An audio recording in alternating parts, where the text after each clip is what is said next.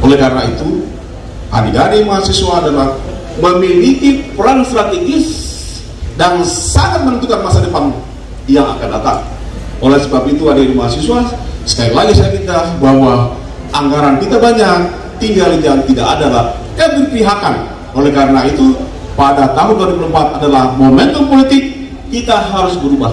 Kalian berubah, kalian harus berubah demi masa depan kalian.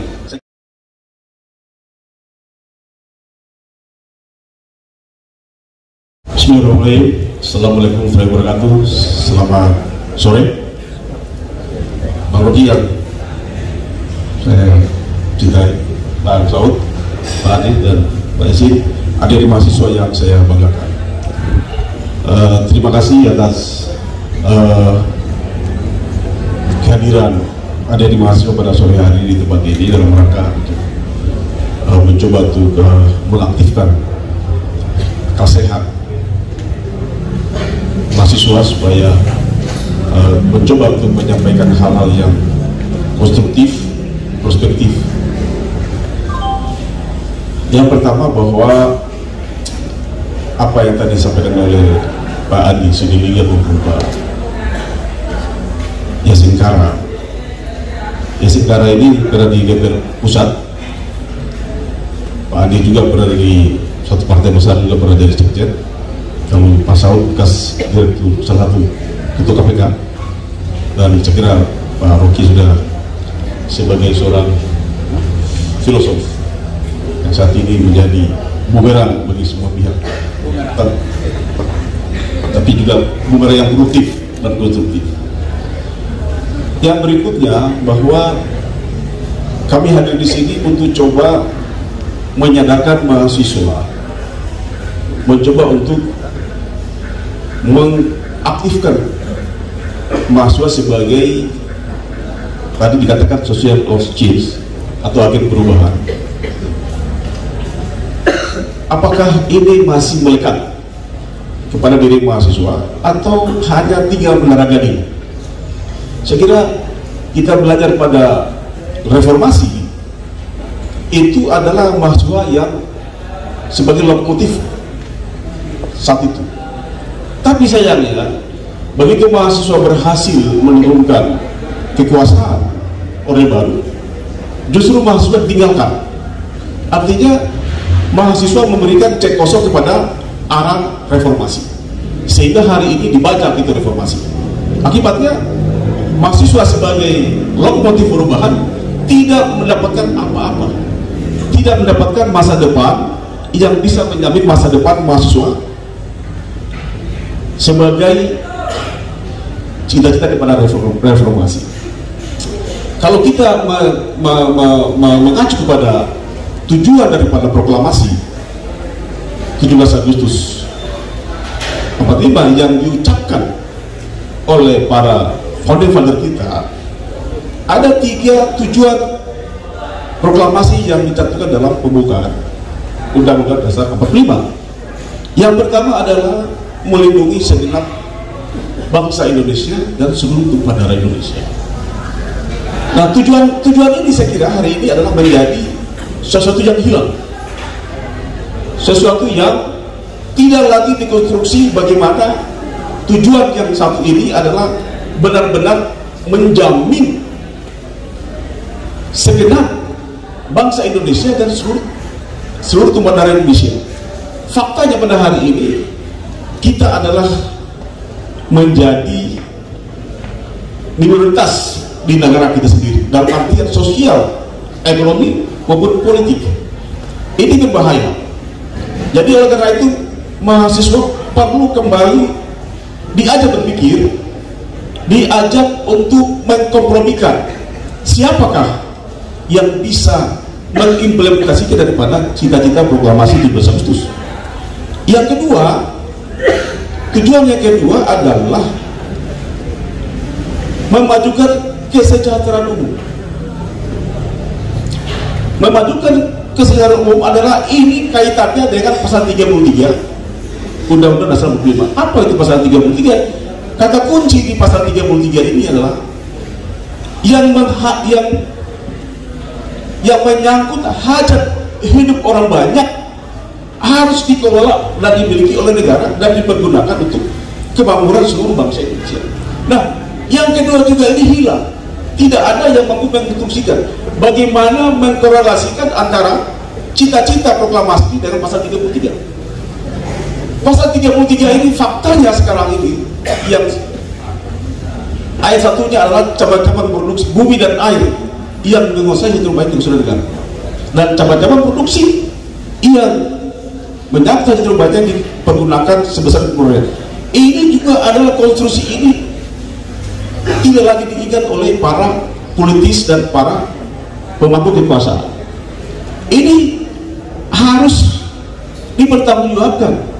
Sesungguhnya siapa yang bisa merealisasikan cita-cita para founding father ini? Sampai kapan? Kapan cita-cita proklamasi ini akan dicapai? Akan dipergunakan untuk umat, untuk oleh rakyat Indonesia. Dan yang terakhir adalah cita-cita yang proklamasi yang ketiga adalah mencerdaskan kehidupan bangsa. Kalau tadi mencerdaskan kehidupan bangsa, sekarang mencerdaskan. Ini adalah menyangkut pendidikan. Mencerdaskan kehidupan bangsa itu adalah menyangkut sumber daya manusia. Sumber daya manusia tentu hari ini adalah yang benar-benar sedang dilaksanakan di konstruksi adalah mahasiswa-mahasiswa sedang belajar di universitas. Tapi apakah mahasiswa-mahasiswa yang telah selesai di universitas itu dia mendapatkan kesejahteraan atau kecerdasan? Mungkin ada salah yang konstruksinya. Salah konstruksi menurut saya di dalam cita-cita bahwa mencerdaskan kehidupan bangsa. Yang dimaksud dengan mencerdaskan kehidupan bangsa adalah tentu adalah menyangkut bukan lagi pendidikan, tapi pengetahuan atau knowledge. Sudahkah mahasiswa itu mendominasikan antara pendidikan dan pengetahuan? Kenapa? Itu paling penting. Karena pendidikan dan pengetahuan itu harus mampu dipergunakan untuk mensejahterakan dirinya, merubah masa depannya, membangun masa depannya. Mengapa? Karena mencerdaskan kehidupan bangsa ambil pada mahasiswa ini adalah karena adik-adik kita ini tidak lagi pensiun. Kita sesungguhnya ini datang ke kampus begini adalah dalam rangka untuk mencoba mengkorelasikan, mengkonstruksikan antara ide-ide mahasiswa dengan politisi, kembali kepada mencerdaskan kehidupan bangsa. Apakah antara match and link antara pengetahuan dan pendidikan ini benar-benar telah dimiliki oleh mahasiswa? Mengapa ini sangat penting? Mengapa sangat penting mahasiswa antara pendidikan dan pengetahuan itu sangat penting dimiliki? Sore hari ini kami hadir di sini dalam rangka menawarkan pengetahuan. KIB, Koalisi Kuning Hijau Biru adalah Gorengerut dan Sausilbor dan Pak Andi dan Pak Yasin Kaka adalah dalam rangka untuk mencoba merangsang menghadirkan pengetahuan kepada mahasiswa. Kalau pendidikan anak sudah punya tuh. Tapi pengetahuan, mengapa pengetahuan penting? Pertama adalah anda ini adik-adik mahasiswa adalah akan menjadi bahan baku politik ke depannya. Pasti di antara yang hadir ini akan menjadi bahan baku politik suatu saat. Nah, ketika bicara bahan baku politik, maka anda punya pendidikan dan pada lagi pengetahuan yang dipakai. Jadi akan menjadi bahan baku politik. Yang kedua, adik-adik mahasiswa ini juga akan menjadi bahan baku demokrasi. Kita bicara demokrasi, kita bicara ada yang masih bicara di demokrasi, bicara di sosial politik, bicara hukum. Tetapi faktanya ketika kita berbahasa di politik praktis, di demokrasi praktis, maka yang dibutuhkan itu adalah bukan pendidikan, tapi pengetahuan. Dan yang terakhir adalah mahasiswa menjadi bahan baku daripada kekuasaan. Ini harus dikonstruksikan pada mahasiswa sendiri. Mengapa? Karena kita juga ini mantan aktivis. Saya dulu kuliah di Jogja, aktivis juga juga. Jadi saya ingin menggugah, menggarap kembali, mengaktifkan pikiran-pikiran mahasiswa agar mahasiswa itu mengisi, jangan lagi mau dipasung dalam artian bahwa menghilangkan jejak pengetahuan dari politik praktis dan para politisi untuk masuk di kampus. Kami ingin masuk di kampus dalam rangka untuk merangsang, memberikan informasi tentang pengetahuan. Kita tidak masuk. Tapi kan undang-undang mengatakan bahwa kampus mahasiswa tidak boleh dimasuki di institusi dengan politik praktis. Itu salah menurut saya. Bagaimana mungkin adik-adik mahasiswa menjadi bahan baku politik, menjadi bahan baku demokrasi, menjadi bahan baku usaha, tapi Anda dilarang untuk memahami pengetahuan. Ini harus berubah menurut saya. Inilah yang akan ditawarkan. Nah, kita bicara mengenai keadilan sosial. Tentu adalah adik-adik mahasiswa ini adalah, saya katakan tadi bahwa kalian telah berhasil meruntuhkan kekuasaan yang begitu 30 tahun solid. Dia memiliki kohesif kekuasaan yang luar biasa. Kalian mampu mendobrak itu. Tapi hari ini, ya, mahasiswa justru tidak mendapatkan apa-apa reformasi, dibajak. Nah, oleh karena itu, KIB pada teman-teman hari ini adalah untuk mencoba merangsang pikiran-pikiran tersebut. Dan yang berikutnya yang paling penting, kita bicara mengenai keadilan sosial. Kita bicara adalah pasal 33 tadi. Pasal 33 itu harus ditarik, harus memiliki relasi kuat antara mensejahterakan kehidupan rakyat dan pasal 33. Mengapa? Karena ini menyangkut hajat hidup orang banyak. Saya takut, saya khawatir mahasiswa ini begitu lulus dari kampus akan menjadi beban negara. Ini bahaya. Oleh karena itu, adik-adik mahasiswa sekarang ini mungkin kalau pergi apel bermalam mingguan ke rumah mertuanya atau ke rumah pacarnya, ketika ditanya ayah daripada si perubahan tersebut, apa pekerjaannya? Kan jawabnya mahasiswa.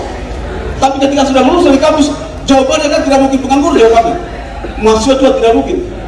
Dan jawabannya apa? Jadi inilah yang harus dikonstruksi mahasiswa. Para mahasiswa itu adalah penting.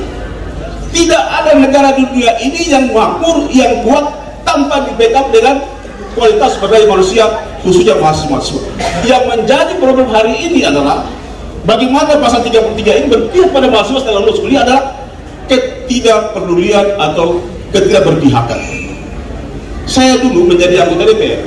Saya belum menjadi anggota DPR, sudah menjadi pengusaha. Saya adalah bangga dengan diri saya karena begitu saya lulus dari mahasiswa, saya langsung menjadi pengusaha. Saya tidak berganggu. Apa ciri-cirinya? Apa kisi-kisinya? Yang pertama adalah pengetahuan tersebut. Makanya saya katakan, ketika saya masuk di anggota DPR, tujuan saya adalah cuma satu. Saya akan menjadi jembatan emas untuk bangsa Indonesia. Saya ingin menjadi jembatan emas untuk adik-adik mahasiswa. Saya tersinggung ketika saya di DPR berdebat undang-undang bahwa mahasiswa harus diberikan peluang tidak hanya mencari pekerjaan, tapi dia juga harus menjadi pengusaha. Saya yakin adik-adik mahasiswa sanggup menjadi pengusaha. Cuma persoalannya adalah tiga hal: modal dan percaya dan regulasi. Modal dan perbankan, Anda tidak percaya diberikan kredit karena Anda tidak punya pengalaman. Regulator juga begitu. Kemudian tidak ada sama sekali. Ini yang harus digugat. Ini yang harus mahasiswa menggugat ini. Menggugat bahwa reformasi adalah milik mahasiswa, maka reformasi itu harus wajib dinikmati oleh mahasiswa, merubah orang paradigma itu. Itu tidak ada. Tidak ada bedanya mahasiswa sebelum menuntut Orde Baru dengan sekarang. Nggak ada perbedaannya. Perbedaannya cuma zaman Orde Baru tidak ada KIP. Tahu KIP ya? Kartu Indonesia Pintar. Ada sih teman? Ada kan? Nggak ada KIP. Kartu Indonesia Pintar itu kan program pemerintah. Nah, yang mau saya sampaikan adalah mahasiswa juga inilah adalah harus menjadi pengusaha. Saya dulu di DPR saya berjuang undang-undang itu bahwa mahasiswa yang masih fresh come from the oven, baru lulus sarjana, baru lulus sarjana di kampus, dia diberikan kepercayaan untuk menjadi pengusaha. Harus dikasih modal, dikasih kepercayaan. Kalau 3 kali berturut-turut dia gagal, berarti orang ini nggak benar. Itu perlu diseret di kepolisian. Tapi kalau dia 3 kali kesempatan, gagal sekali, kasih lagi, gagal sekali, kasih lagi. Ketika kalian gagal berarti ini nggak benar. Seleksi alam. Tapi kan undang-undangnya tidak bisa. Nah, inilah yang saya tawarkan bahwa Masa depan kalian adalah sangat penting. Kalian berubah. Kalian harus menjadi lokomotif perubahan dalam rangka untuk membangun masa depan. Hari ini kita memiliki APBN 2.300 triliun, 2.2 triliun. Saya ingin menyampaikan, pasti kaget. Saya 10 tahun di APBN, enggak di anggaran. 2.2,3 triliun 2023. 400 triliun dihabiskan subsidi, dipakai subsidi. Subsidi itu adalah sampah keuangan. Tidak ada artinya apa subsidi. 400 triliun hanya diberikan subsidi pada energi, pada pupuk, non energi. Ini bayangkan, kalau 400 triliun ini diberikan pada mahasiswa sebagai modal pengusaha, berapa banyak industri-industri yang akan tercipta lapangan kerja. Tapi masalahnya nggak dipercaya. Masalah dipercaya. Saya yakin, aku yakin, lillahi ta'ala kalian sanggup jadi pengusaha. Saya yakin. Tapi pemerintah harus memberikan itu. 2023 400 triliun dipakai subsidi. Habis. Subsidi itu yang menikmati adalah orang-orang pengusaha-pengusaha yang bermain-main dengan financial, namanya financial engineering. Dia dapat. Nah, tapi kita ini yang putri yang putra daerah, kemana kita? Ini berbahaya. Oleh karena itu mahasiswa harus berubah kita. Kalau kita tidak berubah, kita akan punah. Ada masa kita bisa punah. Oleh karena itu saya harapkan agar APBN kita itu harus berpihak pada mahasiswa. 400 triliun harus diberikan kepada mahasiswa berkemudahan kerja. Yang kedua, di dalam APBN kita juga ada juga komponen namanya bunga obligasi. Bunga obligasi rekap ini adalah sampah-sampah ekonomi yang dari reformasi, sampah-sampah keuangan yang dihasilkan dari krisis moneter tahun 1998, sampah-sampah politik yang lahir setelah 1998. Apa yang namanya bunga obligasi rekap? Bunga obligasi rekap bisa berpangkat dari mulai 99 tahun 1999 sampai dengan hari ini telah dikucurkan 1.200 triliun. Ini bisa bayangkan. Ini pajak-pajak masyarakat, pajaknya punya orang tua, pajaknya kita punya nenek-nenek, pajak 1.200 triliun. Ini bisa bayangkan. Jadi kalau orang mengatakan Indonesia tidak punya uang, omong kosong. Uang kita banyak. Kalau negara ini mau aman, maka seluruh masyarakat Indonesia minimal 5% dijadikan pengusaha. Minimal seluruh mahasiswa yang baru lulus dari sarjana harus dijadikan pengusaha pemula yang dibina oleh negara yang sekarang terbanyak apa yang startup company. Ini bisa, kita punya hak. Kalian punya hak untuk menuntut APBN akan dialokasikan pada mahasiswa untuk menjadi pengusaha. Mengapa ini penting? Karena 2030 Indonesia akan mengalami namanya bonus demografi. Tahu bonus demografi itu apa? Bonus demografi adalah lahirnya generasi-generasi muda yang produktif, yang memasuki usia kerja. Dia antara 17 tahun sampai dengan 39 tahun. Pada 2030 akan Indonesia mengalami bonus demografi 69 juta orang lapangan kerja, butuh lapangan pekerjaan. Anda di mana? Karena lulus hari ini, pada 2025-2024 Anda kerja. Apakah Anda menjadi beban negara bagi pengangguran? Apa Anda menjadi kontributor terhadap negara dalam lapangan pekerjaan? 69 juta orang butuh lapangan pekerjaan. Kalau para politisi, para konstitusi, para demokrat, para penguasa tidak mampu menciptakan common platform dalam rangka untuk berpihakan kepada sarjana-sarjana baru untuk menjadi pengusaha, maka adik-adik mahasiswa hari ini yang lulus besok, yang lulus akan menjadi beban negara. Tahun 1980 Cina dia berhasil mengkonversi produknya dari beban menjadi aset, maka ekonomi hari ini maju. Bagaimana Indonesia? Tidak ada keberpihakan. Oleh karena itu, adik-adik mahasiswa adalah memiliki peran strategis dan sangat menentukan masa depan yang akan datang. Oleh sebab itu, adik-adik mahasiswa, sekali lagi saya minta bahwa anggaran kita banyak, tinggal yang tidak adalah keberpihakan. Oleh karena itu, pada tahun 2004 adalah momentum politik, kita harus berubah. Kalian berubah, kalian harus berubah demi masa depan kalian. Saya kira demikian. Assalamualaikum warahmatullahi wabarakatuh. Terima kasih. Demikian